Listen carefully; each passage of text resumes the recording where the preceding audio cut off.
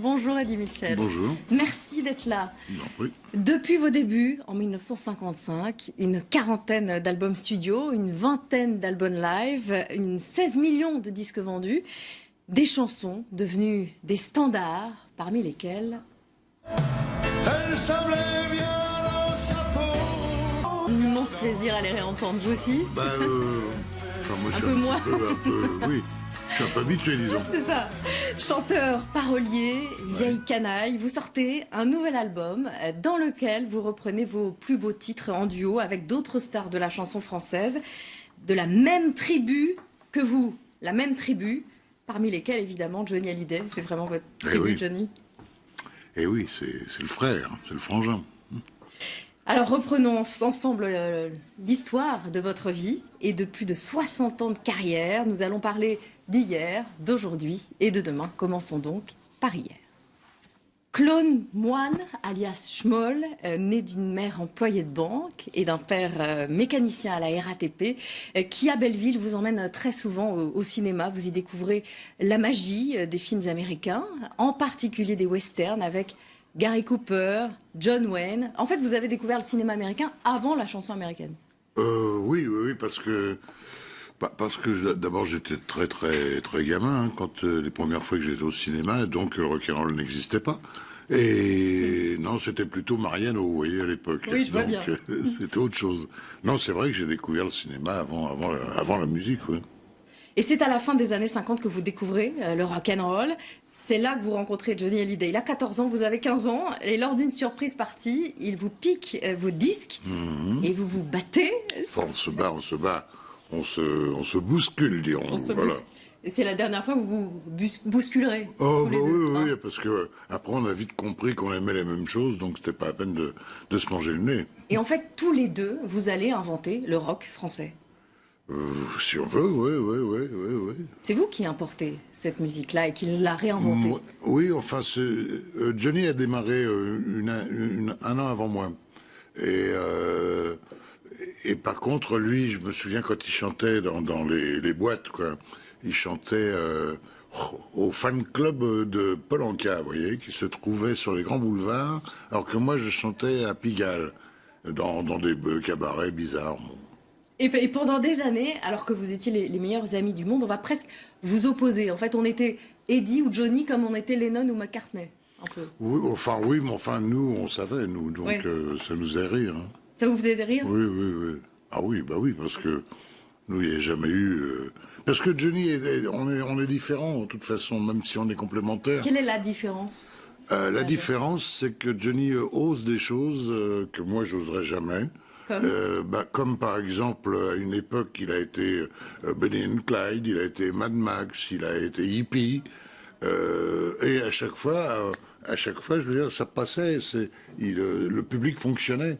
Que moi, je serais incapable. Ça me viendrait même pas à l'esprit, d'ailleurs. Alors là, vous formez votre groupe, les Five Rocks, qui deviendront les Chaussettes Noires. Oui. Le succès est immédiat. Et puis, en 1962, c'est le début de votre carrière solo. Et les tubes ne se comptent plus.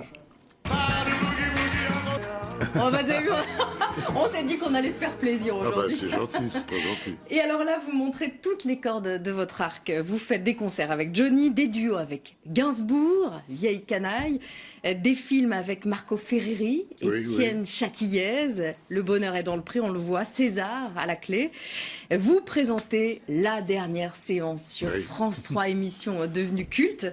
Bref, musique, cinéma, télévision, vous vous faites plaisir et vous fédérez un large public, en fait, tout ça avec des contractions, style humour. Vous n'avez jamais pris la grosse tête, si, par moment? Non, je sais, faut avoir le temps. Hein, moi, j'ai pas beaucoup de temps, donc j'ai pas le temps de me regarder dans le miroir. Et maintenant, parlons d'aujourd'hui.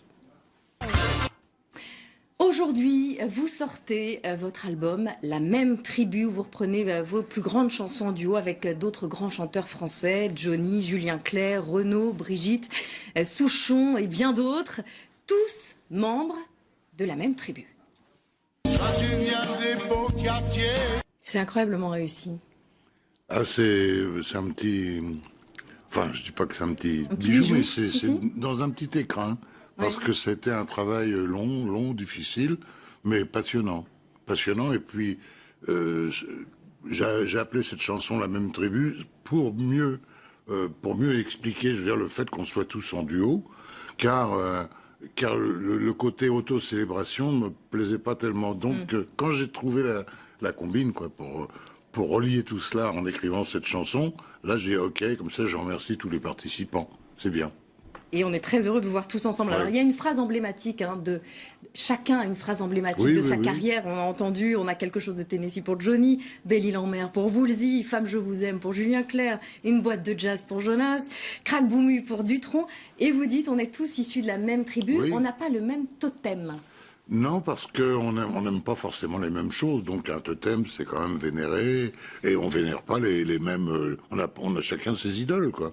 Et puis, mais par contre, tout le monde se respecte, et ça, je crois que c'est unique. C'est ce métier-là qui veut ça. Voilà. Et tous le même totem, le vôtre, de totem? Moi, le mien, c'est moi, c'est le truc de gosse. C'est Bill Haley, c'est Gene Vincent. Voilà, c'est mes totems à moi. Et chacun a marqué effectivement à sa façon la mémoire collective. Oui. Tous les visages qu'on voit là. Ah oui. Ah, ils sont beaux, hein. Ils sont magnifiques. Vous chantez sur la route de Memphis avec Renaud, au bar du Lutetia avec Dutronc. Alors, vous n'êtes pas nostalgique, mais ça vous fait quoi d'entendre vos anciennes chansons dans ces versions-là? Ça me fait un bien fou, car elles sont vraiment revisitées. C'est-à-dire que on a fait les rythmiques et les cuivres à Los Angeles avec Rob Rumsek, un excellent arrangeur. Ensuite, on a enregistré des violons à Paris ainsi que les chœurs. Après, on a donc fait venir nos interprètes. Mais le tout est quand même revisité complètement. Il n'y a pas de nostalgie là-dedans. Au contraire, je trouve qu'il y a certaines chansons qui sont mieux comme ça. C'est vrai? À l'origine, oui. C'est avec Johnny que vous chantez le premier duo. Oui. C'est un rocker. Oui. Un rocker qui a brûlé sa vie par les deux bouts. Oui, mais enfin, il est encore en vie, rassurez-vous. Mais un rocker, ça brûle sa vie par les deux bouts? Pas forcément, mais enfin, je veux dire, c'est quelqu'un qui est très très sollicité et qui, se disperse, quoi, c'est vrai. Et vous diriez que vous avez moins brûlé la vie par les deux bouts? C'était l'époque, c'était le... Non, je ne sais pas, parce que, je sais pas, un employé de banque n'arrive pas à me suivre, par exemple. Ça, c'est évident. Donc, Johnny, votre vieille canaille, est-ce que ça vous touche que ces dernières scènes, vous les ayez vécues ensemble, avec Dutronc? Oui, c'était un moment magique, on s'est vraiment amusé. Et puis le public l'a bien ressenti, parce que le public était content, fier d'être là, même, disons. Et donc, il y avait une vraie connivence. On sait que c'est une bête de scène, Johnny. Comment a-t-il vécu ces scènes-là? Mais comme il sait le faire, c'est-à-dire que il arrive toujours fatigué, voilà, tout ça. Puis d'un seul coup, on dit, c'est comme pour un acteur, on dit moteur, et il s'allume, et il est fantastique sur scène. Ah, oui. Ça le fatiguait, mais c'était vital. Oui, non, ça y a fait un bien fou, je crois d'ailleurs. Ah oui. Et vous les avez vécues comment, ces scènes-là? Un petit peu, comment dirais-je, un petit peu inquiet, mais en même temps, comme ça partait. Mais on était un petit peu inquiet pour Johnny, c'est vrai, parce que comme on le sait, il était pas en grande forme. Mais comme je vous dis, il suffit de le brancher et hop, ça part. Alors, je sais que vous n'aimez pas qu'on vous demande des nouvelles de Johnny. Vous dites, je suis son ami, je suis pas son médecin de garde. Oui, bien sûr. En même temps, vous comprenez les inquiétudes que son bien état sûr santé que je les comprends, mais je veux dire, ça c'est la vie qui est ainsi faite. On peut peu de choses. On peut simplement penser à lui et si on est croyant, prier pour lui. Et voilà, et le faire parvenir un message d'amour. Mais c'est tout ce qu'on peut faire. Vous dites c'est un battant. Ah oui, c'est un Robocop, oui. Un Robocop? Ah oui, parce qu'il est cousu de partout, mais tout va bien, il fonctionne. Il a une détermination. Ah oui, il bouffe la vie, vraiment. On le sait, entouré de ses proches. Vous l'avez vu, vous, ces derniers jours? Je l'ai vu, oui, il y a une semaine, oui. Et il se soigne, il se bat, croyez-moi, il respire, il est battant. Voilà. Et vous, parlons de vous, l'autre rocker que tout le monde adore. Vous n'avez jamais été un chanteur très engagé, mais vous dites avoir le cœur plutôt à gauche. Plutôt Macron ou Mélenchon? Oh, non, ni l'un ni l'autre. Là, il n'y a pas de souci. Enfin, si je devais choisir, ce serait bien sûr Macron. Mais j'ai pas à choisir. Vous avez choisi il y a 6 mois. Oui, j'ai choisi, Ouais. mais c'est comme beaucoup de Français, on a voté contre. Voilà. Donc on votait contre l'extrême droite. Et bon, ben, il n'y a pas le choix, il n'y avait pas le choix. Mais bon, moi je lui souhaite bonne chance, hein, Macron, parce que j'aimerais pas être à sa place, d'ailleurs. Vous le trouvez comment? Ben non, je Depuis 6 mois. le trouve battant, je le trouve intéressant. Mais maintenant, il a tellement de promesses à tenir que je me demande comment il va faire. Vous avez reconnu être atteint par le fameux ras-le-bol fiscal. Est-ce que vous l'êtes toujours? Oh, oui, bien sûr, mais enfin, ça fait partie de la vie, et puis, non, je paye mes impôts comme tout le monde, et puis voilà, et franchement, je suis quelqu'un de privilégié, donc je paye beaucoup d'impôts, bien sûr, mais bon, ça fait partie du jeu. Et vous restez en France? Oui, ah oui, oui. Ah Aucune oui, je me envie de vois partir. pas, je préfère payer en France que je sais pas, de m'installer aux îles Caïmans, ou je sais pas où, non, je vois pas Vous n'avez l'intérêt. pas été tenté de Non, je suis suivre très Florent français. Pagny quelque part? Non, non, non, non, non, non, non, non, non, non, parce que, non, mais lui, c'est un voyageur, c'est un homme du Oui, voyage. il avait parce que- vécu en Oui, Patagonie oui, en pendant des Patagonie, années. C'est vrai il qu'il est faut- peut-être plus voyageur aussi. Oui, oui, oui, voilà, oui, moi, je supporte pas les avions et ces trucs-là, donc voilà. Donc vous payez plus d'impôts. Je paye plus d'impôts, mais je suis tranquille, voilà. Mais vous le comprenez? Oui, oui, je comprends maintenant. Maintenant, oui, je comprends, mais Que ça je suis puisse pas donner envie de d'accord. partir? Oui, ça peut donner envie de partir, mais de là à le faire. Évidemment, de toute manière, la Belgique, c'est génial. Hein. Moi, j'adore la Belgique, donc je vivrais très bien en Belgique. Mais voilà, je suis français, donc je reste en France. Par patriotisme. Pas patriotisme, simplement parce que j'aime la France, voilà. Vous dites aussi que l'Amérique que vous aimiez est morte. Donald Trump, il a la tête Oh là d'un là. mauvais shérif? Oh putain. Excusez-moi, ça m'échappe. Non, mais c'est grave, c'est très. Déjà que. Mais je les comprends pas, parce que déjà Bush fallait se le manger, celui-là. Hein. Il était quelque chose. Alors celui-là, là, le Donald, là, c'est pas possible. C'est pas possible, c'est incroyable. Enfin, c'est un personnage de film, pour ainsi dire. Il serait très bien, je sais pas moi, avec Batman, avec Superman, avec ces gens-là, quoi. Mais pas en tant que président. Et Ah non. pourtant, Eh oui, pourtant. Mais je comprends pas, j'arrive pas à comprendre. Les Américains, c'est un peuple étrange, hein, quand même. C'est un peuple vraiment bizarre, quoi, c'est vrai. Bon, je les aime beaucoup, hein, mais il y a plein de choses comme ça qui m'échappent. Dont Donald Trump, bien et sûr. encore 3 ans.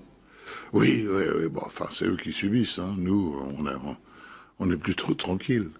En tout cas, vous tweetez moins que lui. Ah bah moi, je suis Hein pas du tout. Alors, lui, Voilà, vous n'aimez pas les smartphones Non. et de voir vos amis pianoter, ça vous rend Ah oui, dingue.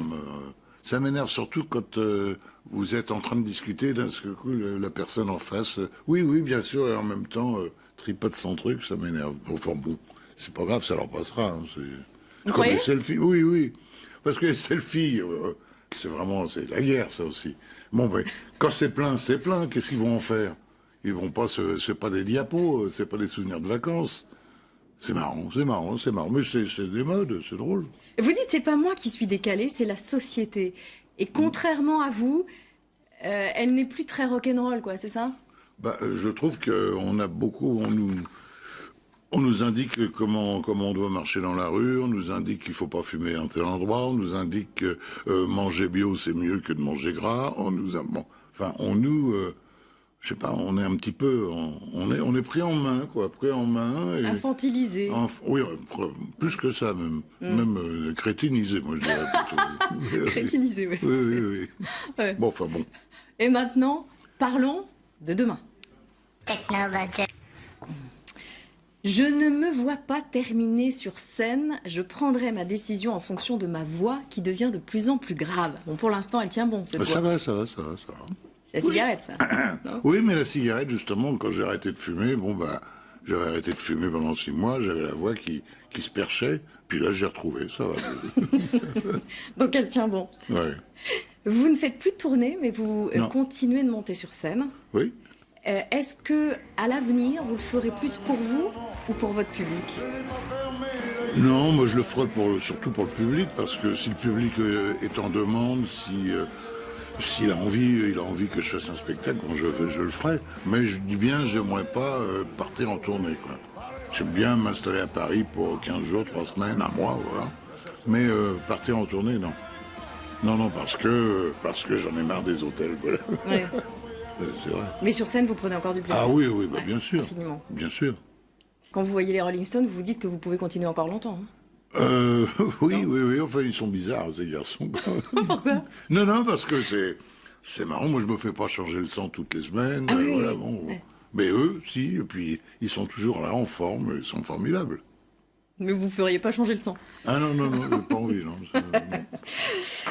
Vous le voyez comment, votre avenir? Et est-ce que le fait de voir Johnny si affaibli vous le fait percevoir autrement? Bah, mon avenir, je sais pas, comme disait Pierre Dac, il est devant moi et j'y retourne chez moi puisque c'est derrière. Mais non, mon avenir, moi, je vois pas tellement l'avenir. Moi, vous savez, je vois l'avenir aller à 2 mois, 3 mois, Ouais. 4 mois, voire 1 an maximum. Mais à part ça, je vois rien du tout. Je vois rien du tout. Là, mon avenir, c'est le prochain tome de Oui, cet album, de la même tribu, qui au sort printemps, hein. au printemps. Ouais. Voilà. Et puis d'ici là, je sais pas, il y a peut-être un film qui va se faire. Voilà, c'est tout. Je fais pas de projet à plusieurs années. Oui. Non. Et pour clore chacun de ces entretiens, je pose une question récurrente. Oui. La question deuxième chance. Si vous reveniez sur Terre en sachant ce que vous savez, que feriez-vous de votre deuxième vie? Ouh, wow. Vous auriez la même vie? Vous Moi, je pense recommenceriez que la oui. même vie? Oui. Bah oui, parce que au moins ça je la connais, donc Et elle vous a bien plu, cette oui, elle vie? m'a bien plu. Là.